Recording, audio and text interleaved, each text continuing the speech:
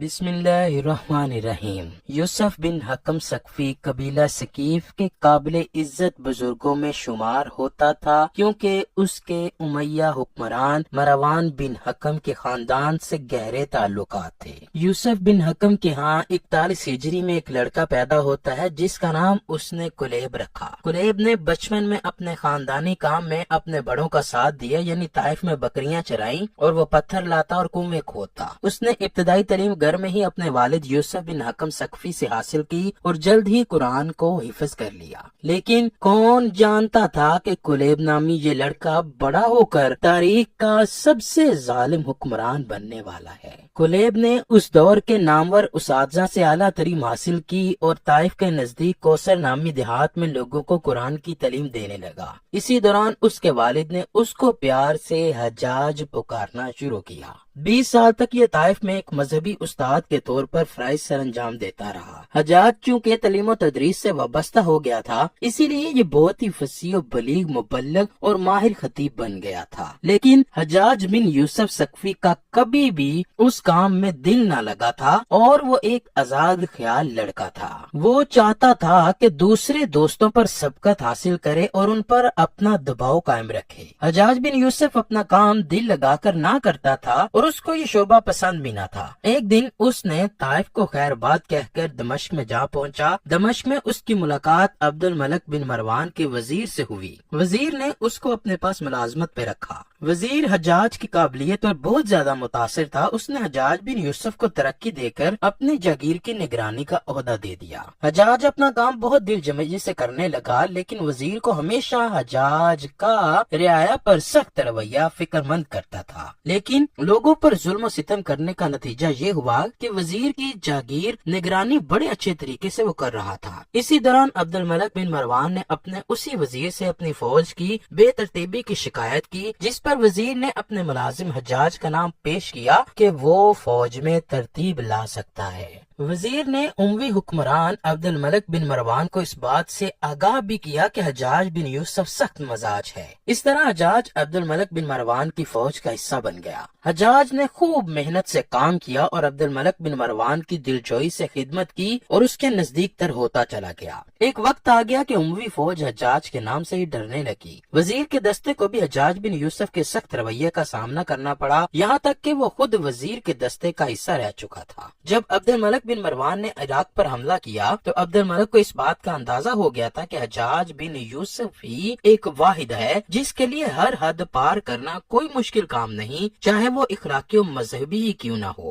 عبداللہ بن زبیر اس وقت مکہ میں رہ رہے تھے۔ عبد الملک بن مروان نے سوچا کہ عبداللہ بن زبیر کی حکومت کو حجاج بن یوسف ہی تباہ و برباد کر سکتا ہے۔ چنانچہ عبد الملک بن مروان نے عبداللہ بن زبیر شہید کروانے اور ان کی حکومت کو برباد کرنے کے لیے حجاج بن یوسف کو چن لیا۔ حجاج نے کعبہ کے چاروں طرف سے گھیرا ڈال کر کعبہ میں سہولیات زندگی کی کوئی چیز نہ پہنچنے دی اور ناکہ بندی 9 مہینوں تک جاری رکھی۔ جب کوئی شخص خانہ کعبہ کی حرمت کرنے سے انکاری ہوتا تو اس کو قتل کر کے یہ کام خود کرتا، یہاں تک کہ کعبہ میں سنگباری بھی کی گئی اور پھر بڑی چلاکی سے عبداللہ بن زبیر کو شہید کر ڈالا گیا اور ان کی لاش کو مکہ کے بازار میں سولی پر لٹکا دیا گیا۔ پھر حجاج نے سب سے پہلے مسجد الحرام سے جنگی آثار ختم کر دیے۔ عبد الملک بن مروان نے حجاج کی بہادری کو دیکھتے ہوئے اس کو حجاز کا گورنر کا عہدہ اعزاز کے طور پر دیا۔ حجاج نے کعبہ میں ظلم و ستم کی انتہا کر رکھی تھی۔ اس نے ہر اس فرد کو قتل کروایا جو اموی اقتدار کے خلاف سوچ بھی رکھتا تھا۔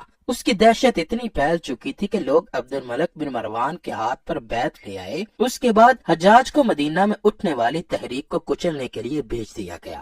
حجاج نے وہاں کے لوگوں کو جمع کر کے ایک تقریر کی۔ اس کی تقریر کا مدینہ کے لوگوں پر کوئی اثر نہ ہوا۔ حجاج نے مدینہ والوں پر ظلم و ستم کی انتہا کر دی۔ وہ لوگوں کو پاس بلا کر بیعت کی دعوت دیتا، جو اس پر راضی نہ ہوتا اس کو اسی وقت قتل کر دیتا۔ تقریباً 60 دن تک حجاج مدینہ کی سرزمین پر خون کی ندیاں بہاتا رہا۔ 2 یا 3 سال حجاز کا حاکم رہنے کے بعد عبد الملک بن مروان نے اسے اس عہدے سے برطرف کیا اور 75 ہجری کے رجب یا رمضان کے مہینے میں تمام تر وسیع اختیارات کے ساتھ اسے عراق کا حاکم بنا دیا۔ حجاج اپنے 12 فوجیوں کے ساتھ 1000 میل کا فاصلہ طے کر کے کوفہ پہنچا۔ کوفہ میں پہنچتے ہی اس نے اپنے منہ پر نقاب اوڑھ لیا تاکہ کوفہ کے لوگ اس کو پہچان نہ سکیں۔ حجاج بن یوسف کے ساتھ جو 12 لوگ تھے انہوں نے منادی کروا دی کہ سب سقفی مسجد میں جمع ہو جائیں۔ کوفہ کے لوگوں کا رویہ کسی نئے آنے والے افسر کے ساتھ ٹھیک نہیں ہوتا تھا۔ وہ نئے آنے والے افسر کا استقبال شرارتوں اور پتھر اچھال کے کیا کرتے، اسی لیے سب لوگ پتھر اٹھائے مسجد میں پہنچے۔ حجاج نے جب مجمع میں یہ صورتحال دیکھی تو ممبر پر چڑھ کر اپنے چہرے سے نقاب اتارا اور کہا، لوگو سنو اور ہوش و آواز درست کر کے سنو،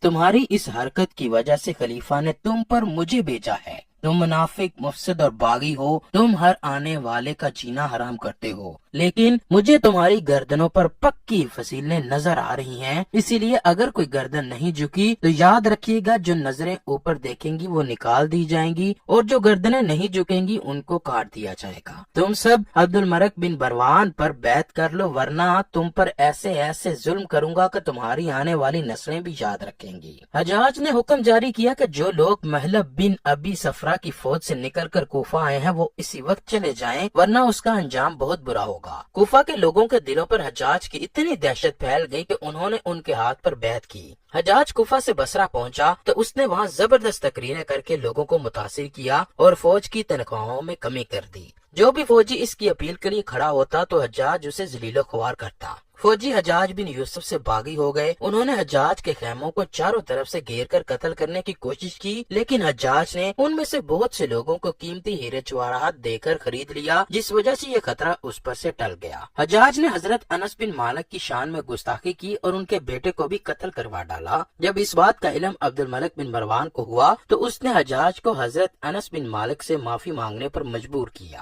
عراق پر قابو پانے کے بعد عبد الملک بن مروان نے حجاج کو پورے مشرقی مقبوضات کا گورنر مقرر کر دیا۔ حجاج کی مسلمانوں کی وجہ مخالفت یہ بھی تھی کہ اس وقت لوگ تیزی سے اسلام قبول کر رہے تھے اور حجاج کو ڈر تھا کہیں ایسا نہ ہو کہ حکومت کا خزانہ ہی خالی ہو جائے۔ حجاج اپنے اور حکومت کی مخالفت کرنے والوں کو قتل کروا دیتا۔ حجاج کے ظلم و ستم کی انتہا یہاں تک جا پہنچی کہ وہ مردوں عورتوں کو ننگا کر کے بغیر چھت کے کمروں میں بند کر دیتا۔ ایک بار اس کے قیدیوں کی تعداد میں 50,000 مرد اور 30,000 عورتیں شامل تھیں۔ قیدیوں کے لیے اذیت یہ ہوتی تھی کہ وہ ایک ہی خاندان کے مرد اور عورتوں کو ننگا کر کے ایک ہی جگہ پر قید میں ڈال دیتا اور ان قیدیوں میں سارے ہی حجاج اور بنی امیہ کے مخالف ہوتے تھے۔ اگر ظلم ڈھانے والوں کی بات کی جائے تو حجاج بن یوسف کا نام فہرست اول پر ہوگا۔ ایک دن ممبر پر بیٹھ کر ایک بزرگ حضرت سعید بن جبیر نے یہ الفاظ کہے، حجاج ایک ظالم شخص ہے۔ جب حجاج کو اس بارے میں پتا چلا تو اس نے اس بزرگ کو بلا کر پوچھا تو نے یہ الفاظ کیوں بولے؟ تو انہوں نے کہا، ہاں آپ نے ٹھیک ہی سنا۔ یہ بات سن کر حجاج غصے میں لال ہو گیا اور حضرت جبیر کو قتل کرنے کا حکم دے دیا۔ جب حضرت سعید بن جبیر کو دربار سے باہر لے کر جا رہے تھے تو وہ بزرگ ہنسنے لگے اور حجاج کو ان کی ہنسی پر حیرت ہوئی۔ اس نے پوچھا، کیوں مسکرا رہے ہو؟ تو حضرت سعید بن جبیر نے جواب دیا، تیری بے وقوفی کی وجہ سے۔ حجاج نے پھر حکم دیا کہ اس کے یہاں ہی اسے قتل کرو۔ جب قاتل نے اپنا خنجر بزرگ کی گردن پر رکھا تو بزرگ کی زبان پر یہ الفاظ تھے، اے اللہ، میرا چہرہ تیرے قبلے کی طرح ہے، میں تیری رضا پر راضی ہوں، زندگی اور موت تیرے ہاتھ میں ہے۔ حجاج نے بزرگ کا منہ قبلے سے موڑ دیا اور پھر کہا، یا اللہ تو ہر جگہ موجود ہے، میری دعا ہے کہ میرا قتل اس کا آخری ظلم ہو، میرے بعد اسے کسی پر ظلم و ستم کی طاقت نہ دینا۔ جب اس نیک بندے کو شہید کیا گیا تو ان کے جسم سے اتنا خون بہا کہ سبھی حیران و پریشان ہو گئے۔ حجاج نے ایک خونخوار درندے کا روپ اپنا رکھا تھا۔ ایک طرف موسیٰ بن نصیر اور محمد بن قاسم خدا کی سرزمین پر اسلام کو عام کر رہے تھے اور دوسری طرف حجاج خود اللہ کے بندوں، اولیاء اور علماء کرام کے ساتھ ظلم و ستم کی انتہا کر رہا تھا۔ حجاج نے 1,20,000 انسانوں کو قتل کیا۔ حجاج ہزاروں کی تعداد میں لوگوں کو قتل کرواتا اور اس نے جو آخری قتل کیا وہ نیک انسان حضرت سعید بن جبیر کا تھا۔ اسی قتل کرنے کے بعد حجاج بن یوسف کے اندر ڈر بیٹھ گیا، وہ نفسیاتی مریض بننے لگا۔ حجاج جب بھی سوتا تو حضرت سعید بن جبیر اس کے خواب میں آ کر کہتے، میں نے تمہیں کہا کیا تھا جو تو نے مجھے مار ڈالا۔ اسی کے ساتھ حجاج ایسی بیماری میں مبتلا اطلاع ہوا کہ سخت سردی کی وجہ سے بھی اس کا جسم کانپتا رہتا۔ اس کو بہت ہی گرمائش دی جاتی کہ اس کا جسم جل جاتا، پر اس کو وہ محسوس نہ ہوتی۔ طبیبوں نے کہا کہ اسے سرطان کی بیماری لاحق ہو گئی ہے۔ ایک طبیب نے گوشت کا ٹکڑا اس کے منہ کے ذریعے سے پیٹ میں ڈالا تو اس کے ساتھ خوفناک قسم کے بدبودار کیڑے چمٹے ہوئے تھے۔ سبھی یہ دیکھ کر ڈر گئے اور اس کے پاس نہ جاتے تھے۔ طبیب کہنے لگا، حجاج یہ خدا کی طرف سے عذاب ہے، خدا تبارک و تعالیٰ سے معافی مانگو، ہو سکتا ہے وہ تجھ پر مہربان ہو جائے۔ حجاج نے حضرت حسن بصری کو بلوایا اور ان سے دعا کی درخواست کی۔ وہ حجاج کی حالت دیکھ کر رو پڑے اور فرمانے لگے، میں نے تجھے کہا تھا نا کہ خدا کی مخلوق پر ظلم و ستم نہ کر، خدا کی گرفت بہت سخت ہے۔ جب وفات کا وقت قریب آیا تو حجاج نے اپنے عزیز رشتہ داروں کو بلایا اور کہا، جب میں مر جاؤں تو میرا جنازہ رات کے وقت پڑھنا اور قبر کو زمین کے برابر کر دینا تاکہ لوگ پہچان نہ سکیں، کیونکہ مجھے لگتا ہے کہ لوگ مجھے قبر میں بھی نہیں چھوڑیں گے۔ اگلے دن حجاج کا پیٹ پھٹا جس سے اس کی موت واقع ہو گئی۔